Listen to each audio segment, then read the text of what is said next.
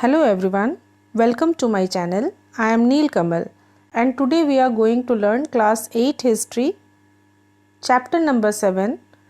Name of the chapter is Civilizing the Native, Educating the Nation. इस chapter को मैंने पूरा कंप्लीट करा दिया है बच्चों और इसके 3 पार्ट्स मैं ऑलरेडी पोस्ट कर चुकी हूँ।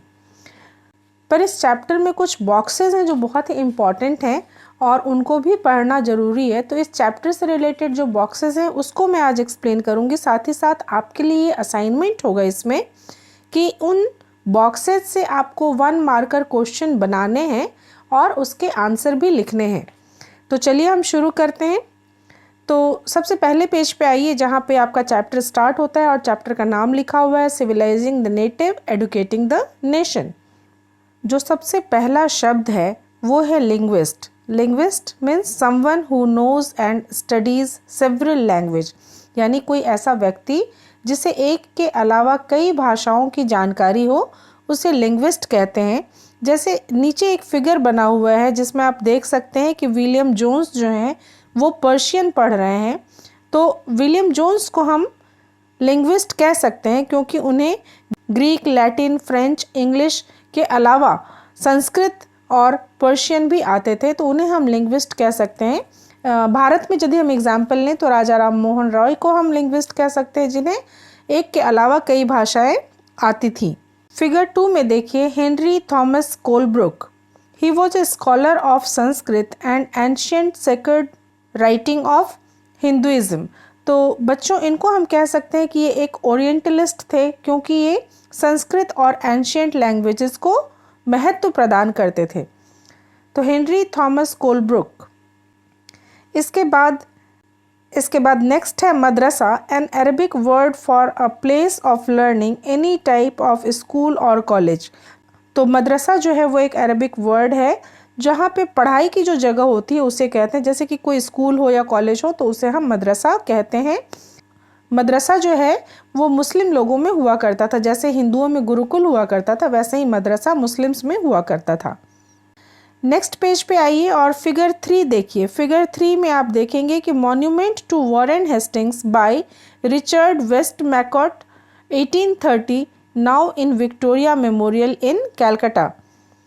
This image represents how Orientalists thought of British power in India. You will notice that the majestic figure of Hastings, an enthusiastic supporter of Orientalists, is placed between the standing figure of a Pandit on one side and a seated Munshi on the other side. Hastings and other Orientalists needed Indian scholars to teach them the vernacular languages, tell them about local customs and laws, and help them translate and interpret ancient texts. Hastings took the initiative to set up the Calcutta Madrasa and believed that the ancient customs of the country and Oriental learning ought to be the basis of British rule in India. तो इस figure में आप देख सकते हैं कि Warren Hastings जो है वो सेंटर में खड़ा है और ये इमेज जो है ये रिप्रेजेंट करता है कि जो ओरिएंटलिस्ट्स थे वो किस तरह से ब्रिटिश पावर को देखते थे इंडिया में। ये मैजेस्टिक फिगर है हेस्टिंग्स का जो कि एक ओरिएंटलिस्ट था मतलब कि वो एंशियंट लिटरेचर का सपोर्टर था। और उसके एक तरफ पंडित हैं जो कि खड़े हुए हैं और दूसरी तरफ मुंशी हैं जो कि बैठे हुए हैं। तो हेस्टिंग्स और जो दूसरे ओरिएंटलिस्ट थे वो ऐसा चाहते थे कि ये जो इंडियन स्कॉलर्स है, मीन्स पंडित जो है, हिंदुओं में जो पंडित है और मुस्लिमों में जो मुंशी है, ये इन लोगों को वर्नाकुलर लैंग्वेजेस सिखाएं। वर्नाकुलर लैंग्वेजेस मीन्स उस समय की जो लोकल भाषाएं थी, यानी पंडित यदि है तो वो संस्कृत सिखाए और मुंशी यदि है तो वो उर्दू, अरबी, फारसी जो भी है वो सिखाए। और उन लोगों को यानी कि जो यूरोपियंस थे, जो ब्रिटिशर्स थे, उनको वहाँ के यानी कि यहाँ के इंडिया के लोकल कस्टम्स के बारे में बताए, यहाँ की संस्कृति के बारे में, यहाँ के कानून के बारे में, साथ ही उनकी हेल्प करे यहाँ के जो एंशिएंट टेक्स्ट थे यानी कि जो प्राचीन पुस्तकें थी उनको ट्रांसलेट करने में और उनको इंटरप्रेट करने में यानी कि समझने में। और हेस्टिंग्स जो था उसने इनिशिएटिव लिया था कैलकाटा मदरसा इस्टेब्लिश करने में। साथ ही वो ये भी बिलीव करता था कि एंशियंट कस्टम जो है और जो ओरिएंटल लर्निंग है उसे ही यहाँ पे यानी कि भारत में ब्रिटिश रूल का आधार होना चाहिए। इसके बाद ग्लॉसरी का जो नेक्स्ट वर्ड है वो है orientalists, those with scholarly knowledge of the language and culture of Asia. तो ओरिएंटलिस्ट्स उन लोगों को कहते थे जो कि ईस्ट के साहित्य का यानी एशिया, एशिया क्यों बोल रही हूँ मैं, क्योंकि आप जब वर्ल्ड मैप देखेंगे तो आप देखेंगे कि यूरोप के ईस्ट की तरफ एशिया पड़ता है और एशिया के जो लैंग्वेज और कल्चर थे उसकी जानकारी जो लोग रखते थे उन लोगों को ओरिएंटलिस्ट कहा जाता था। Munshi, a person who can read, right and teach Persian. Munshi जो हुआ करते थे वो लोगों को पर्शियन भाषा में लिखना और पढ़ना सिखाते थे। Vernacular, a term generally used to refer to a local language or dialect as distinct from what is seen as the standard language. In colonial countries like India, the British used the term to mark the difference between the local languages of everyday use and English, the language of the imperial masters. अब vernacular language जो है दरअसल इसे लोक भाषा आप कह सकते हो, क्योंकि वर्नाकुलर लैंग्वेज जिसे कि आप लोक भाषा कह सकते हैं या प्रचलित भाषा कह सकते हैं, खास करके कॉलोनियल कंट्रीज़ में क्या हुआ था, कॉलोनियल पीरियड जब चल रहा था भारत में, तो उस समय में ब्रिटिश लोग इस टर्म को इस संदर्भ में यूज़ करते थे कि जो लोकल लैंग्वेजेस हैं, कि लोकल लैंग्वेज और जो हर दिन के इस्तेमाल होने वाला एवरीडे यूज़ होने वाला जो इंग्लिश लैंग्वेज है, जो कि उस समय में इम्पीरियल मास्टर्स का लैंग्वेज था, यानी कि यहाँ पे जिन लोगों ने अपना शासन स्थापित किया था उनका लैंग्वेज था अंग्रेजी। तो उस भाषा से डिफरेंस दिखाने के लिए वर्नाकुलर वर्ड को यूज़ किया जाता था। आप वर्नाकुलर का मतलब लोक भाषा या प्रचलित भाषा समझ सकते हैं। इसके बाद फिगर 4 में देखिए, Thomas Babington Macaulay in his study. Babington Macaulay की तस्वीर है जो उसकी स्टडी में ली गई है और मैकॉले के बारे में हम लोगों ने काफ़ी कुछ डिस्कस किया है, तो आप बेहतर तरीके से इसको समझ सकते हैं। इसके बाद सोर्स 1 देखिए, language of the wise, emphasising the need to teach English, Macaulay declared all parties seem to be agreed on one point, that the dialects commonly spoken among the natives of India contains neither literary nor scientific information and are moreover so poor and rude that until they are enriched from some other quarter it will not be easy to translate any valuable work into them. तो Macaulay के बारे में तो मैंने आप लोगों को काफ़ी डिटेल्स में बताया है कि मैकॉले एक एंग्लिसिस्ट था, यानी कि वो पाश्चात्य भाषा और सभ्यता संस्कृति का पक्षधर था और इसीलिए यहाँ के लैंग्वेज को, यहाँ के लिटरेचर को बहुत ही नीची नज़रों से देखता था। और वही चीज़ इसमें भी कही गई है, वो यहाँ के लिटरेचर को मानता था कि ये ना तो साइंटिफिक है, ना इससे कोई इन्फॉर्मेशन दे सकते हैं, ना ये इतना रिच है कि इससे किसी दूसरे भाषा में लिखी हुई चीज़ों को शब्दतः अक्षरशः ट्रांसलेट किया जा सके बेहतर तरीके से। तो इंडियन लैंग्वेज को बहुत ही पुअर और रूड लैंग्वेज समझता था। चलिए सोर्स 2 देखते हैं, an argument for European knowledge. Wood's Despatch of 1854 marked the final triumph of those who opposed oriental learning. It stated, we must emphatically declare that the education which we desire to see extended in India is that which has for its object the diffusion of the improved arts, services, philosophy and literature of Europe, in short European knowledge. तो भाई ये वही बात हो गई जो मैंने आपको ओरिएंटलिस्ट वर्सेस एंग्लिसिस्ट जो पार्ट 1 में वीडियो बनाया था, उसको यदि आपने देखा होगा तो आप इस चीज़ को बहुत अच्छे तरीके से समझ सकते हैं कि ओरिएंटल वर्सेस एंग्लिसिस्ट का जो कंट्रोवर्सी था, वो कंट्रोवर्सी ही यही था कि किस मीडियम से और किस चीज़ की शिक्षा देनी चाहिए। और जो एंग्लिसिस्ट थे वो इस तरफ थे कि भाई अंग्रेजी भाषा के माध्यम से शिक्षा देनी चाहिए, साइंस टेक्नोलॉजी पढ़ानी चाहिए। और जो ओरिएंटलिस्ट थे वो मानते थे कि यहाँ के जो वर्नाकुलर लैंग्वेजेस हैं उसके जरिए शिक्षा दी जानी चाहिए और यहाँ का जो लिटरेचर है वही पढ़ाया जाना चाहिए। तो इस बात को लेके आपको पता है कि नई शिक्षा नीति बनी थी और मैकॉले की जो रिपोर्ट थी उसके आधार पर तय किया गया था कि English he medium of learning रहेगी। और यूरोपीय भाषा और सभ्यता संस्कृति के बारे में पढ़ाया जाएगा। ये बात तय हो चुकी थी। साइंस टेक्नोलॉजी पढ़ाई जाएगी, ये तय हो चुका था। तो ये तय तो हो चुका था और काफ़ी साल चला भी, तकरीबन 19 साल। और उसके बाद 1854 में जब वुड्स डिस्पैच आया तो उस समय उसने इसके ऊपर एक पक्की मुहर लगा दी, है ना, कि ठीक है, मतलब जो लोग ओरिएंटल लर्निंग को अपनाना चाहते थे वो काफ़ी पीछे छूट गए और एंग्लिसिस्ट वाले इस दौड़ में जीत गए। फिगर 5 में आप देख सकते हैं Bombay University in the 19th century. 19th century में बॉम्बे यूनिवर्सिटी की स्थापना हुई थी 1857 ईस्वी में। मैंने पहले भी आपको एक वीडियो में बताया था कि जिस समय 1857 में विद्रोह हो रहा था, उस समय में कलकत्ता में, मद्रास में और बॉम्बे में यूनिवर्सिटीज इस्टेब्लिश हो रहे थे और उन्हीं में से एक बॉम्बे यूनिवर्सिटी की पिक्चर आप यहाँ पे देख पा रहे हैं। फिगर 6 को एक्सप्लेन करने से पहले मैं फिगर 7 आपको बताऊंगी, क्योंकि यहाँ पे भी Serampore college of the banks of river Hooghly near Calcutta के पास जो सेरामपुर कॉलेज है उसकी तस्वीर है जो दी गई है। और अब आते हैं फिगर 6 पे, the demand for moral education. इस बारे में भी हम लोग काफ़ी चर्चा कर चुके हैं, पर ये चूँकि बॉक्स में अलग से दिया हुआ है तो यहाँ मैं आपको बता देती हूँ ये कि the argument for practical education was strongly criticised by the Christian missionaries in India in the 19th century. The missionaries felt that education should attempt to improve the moral character of the people and morality could be improved only through Christian education.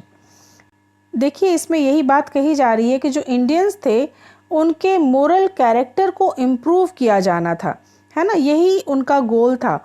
और उनका ये मानना था कि जो morality है वो तब भी इम्प्रूव हो सकती है जबकि हम क्रिश्चियन एजुकेशन इम्प्लीमेंट करें। तो जैसा मैंने बताया कि until 1813 the East India Company was oppose to missionary activity in India. 1813 के पहले ईस्ट इंडिया कंपनी जो थी वो खिलाफ थी मिशनरी एक्टिविटीज़ के, क्योंकि वो ये डरती थी, बिकॉज इट feared that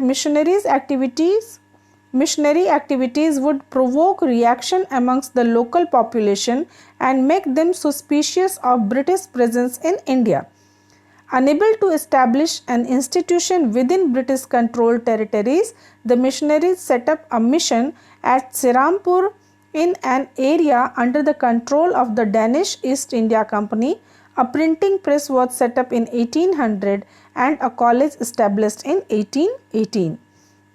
तो अब देखिए क्या बात थी कि 1813 तक तो ये नहीं चाहते थे, ईस्ट इंडिया कंपनी वाले नहीं चाहते थे कि किसी भी तरह की मिशनरी एक्टिविटीज़ हो, क्योंकि उन्हें ये भय लगता था, वो ये डरते थे कि मिशनरीज एक्टिविटीज़ यदि होगी तो यहाँ के जो लोकल रहने वाले लोग हैं, जो लोकल पॉपुलेशन है, वो प्रोवोक्ड हो जाएगी और ब्रिटिशर्स को बहुत शक की निगाह से देखना शुरू करेगी और उनका जो प्रेजेंस है उसके ऊपर शक करने लगेगी।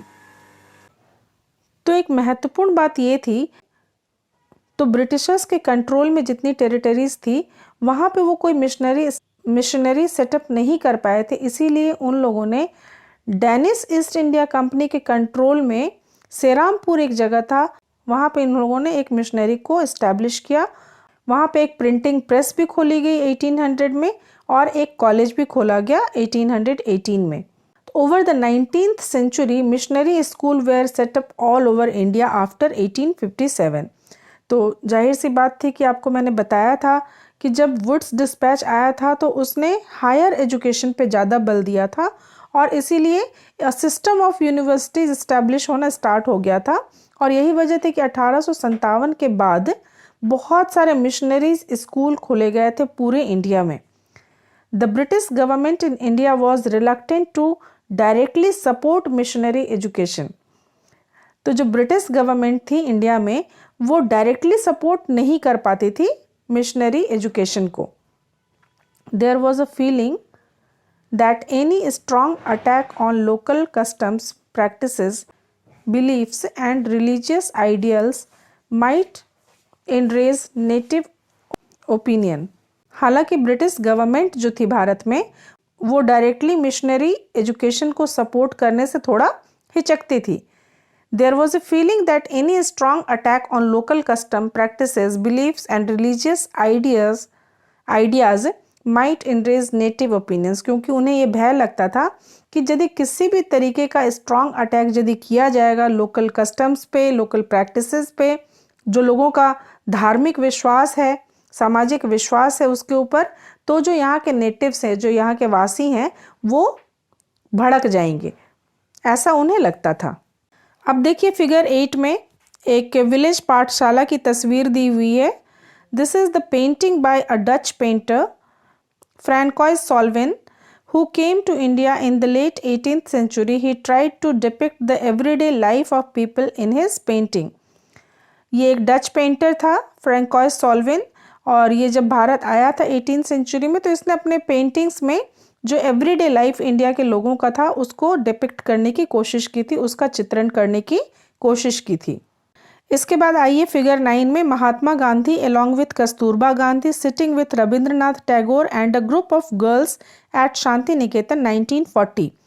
तो इस फिगर में एक चित्र जो है उसमें महात्मा गांधी कस्तूरबा गांधी के साथ हैं, साथ ही में रविंद्रनाथ टैगोर जी भी हैं और कुछ लड़कियों का ग्रुप है।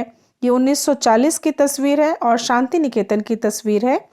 और जैसा कि गांधी जी और रविंद्रनाथ टैगोर दोनों ही नेशनल एजुकेशन के पक्षधर थे, तो गांधी जी ने जिस शिक्षा नीति का कॉन्सेप्ट दिया था उसे बेसिक शिक्षा या फिर बेसिक एजुकेशन कहते हैं, और रविंद्रनाथ टैगोर का जो शिक्षा का कॉन्सेप्ट था वो ये था कि नेचुरल सराउंडिंग्स में शिक्षा दी जानी चाहिए।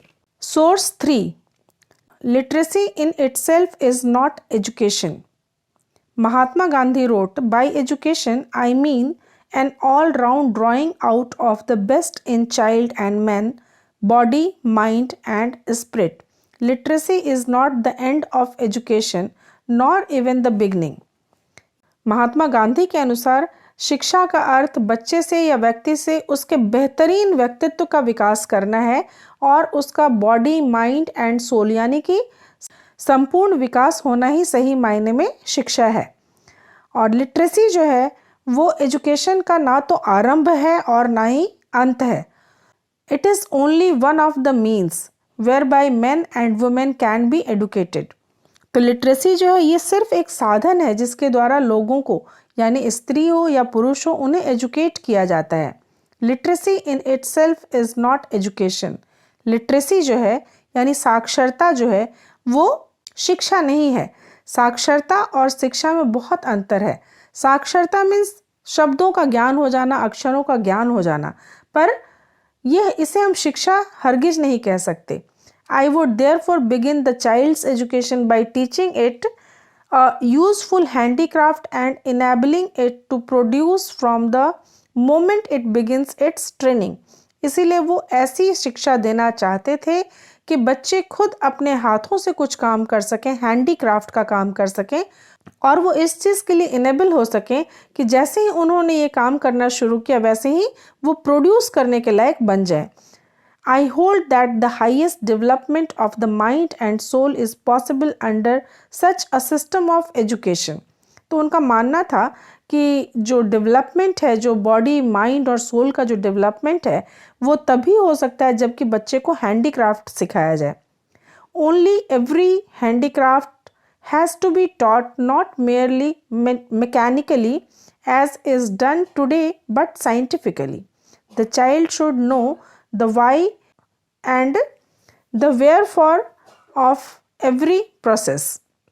यानी बच्चे को जब हैंडीक्राफ्ट की शिक्षा दी जाए तो उसे हर चरण पता होना चाहिए कि कहाँ करना है, कैसे करना है, और यानी सारा जो प्रोसेस है उससे वाकिफ होना चाहिए। इसके बाद आगे चलते हैं फिगर 10 पे। अ class in progress in Shanti Niketan in the 1930s notice the surroundings, the trees and the open space.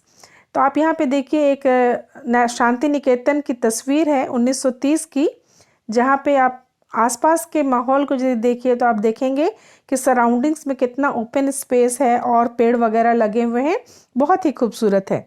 एक बार क्या हुआ था कि रविंद्रनाथ टैगोर अपने छात्रों को पढ़ा रहे थे, तो एक छात्र जो था वो पेड़ पे चढ़ गया आसपास जाके, तो उनसे मिलने कोई आया हुआ था, रविन्द्रनाथ टैगोर जी से मिलने कोई आए हुए थे।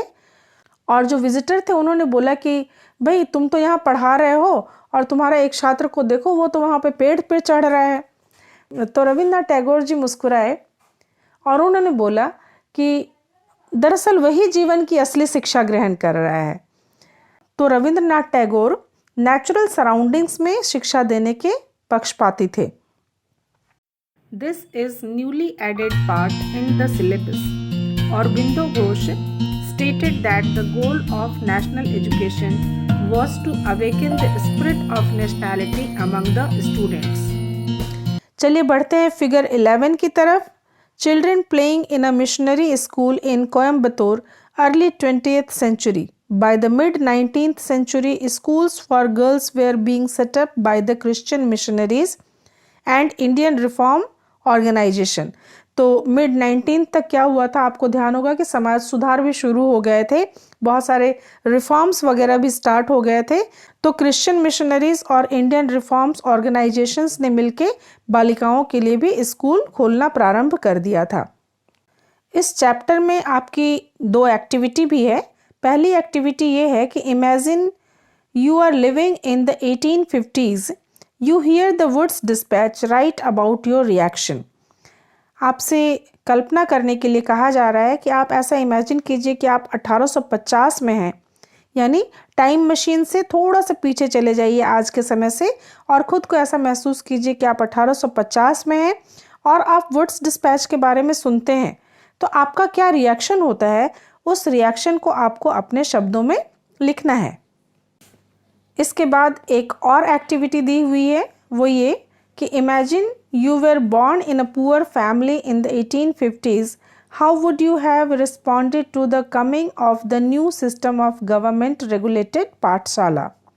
अगेन आपको इमेजिन करने के लिए कहा जा रहा है कि आप 1850 में हैं और आपसे आपका रिएक्शन पूछा जा रहा है कि ये जो सिस्टम ऑफ गवर्नमेंट में पाठशालाओं को रेगुलेट किया जा रहा था, यानी जो पहले की जो पाठशालाएं थी वो बहुत फ्लेक्सिबल थी, लेकिन अब उनको रेगुलेट किया जा रहा था, यानी उसमें नियम कायदे का पालन होना ज़रूरी माना जा रहा था। तो ऐसे में आपका क्या रिएक्शन होता, उसे आपको कुछ पंक्तियों में लिखना है। इसके बाद जो तीसरी एक्टिविटी है वो ये कि did you know that about 50% of the children going to primary school drop out of school by the time they are 13 और 14। Can you think of the various possible reasons for this fact? आपसे ये कहा जा रहा है कि तकरीबन 50% बच्चे जो है वो प्राइमरी स्कूल जाते हैं और आधे में ही वो मतलब 13 या 14 साल के होते होते तक वो ड्रॉप आउट कर जाते हैं, यानी कि स्कूल छोड़ देते हैं। तो कौन कौन से वेरियस पॉसिबल रीज़न हो सकते हैं इसके लिए, उन रीजंस को आपको पेन डाउन करना है। And last but not the list, elsewhere का सेक्शन जो सबसे इम्पॉर्टेंट होता है। अगेन मैं बता दूं कि एल्सवेयर का सेक्शन जो है वो आपका कंटेम्प्रेरी हिस्ट्री है। तो चलिए देखते हैं इसमें क्या है कि education as a civilising mission. भाई मैंने पहले ही आपको बताया था कि मिशनरीज बोलते ही इनको इसलिए थे, क्रिश्चियन मिशनरीज बोलते ही इसलिए थे क्योंकि एक मिशन के साथ यहाँ पे आए थे कि उन्हें अपने धर्म का प्रचार करना है, उन्हें यहाँ के लोगों को ईसाई बनाना है और अपने धर्म का प्रचार करना है, यही मिशन था उनका। तो until the introduction of the Education Act in 1870, there was no widespread education for the population as a whole for most of the 19th century. Child labor being widely prevalent, poor children could not be sent to school for their earning was critical for the survival of the family.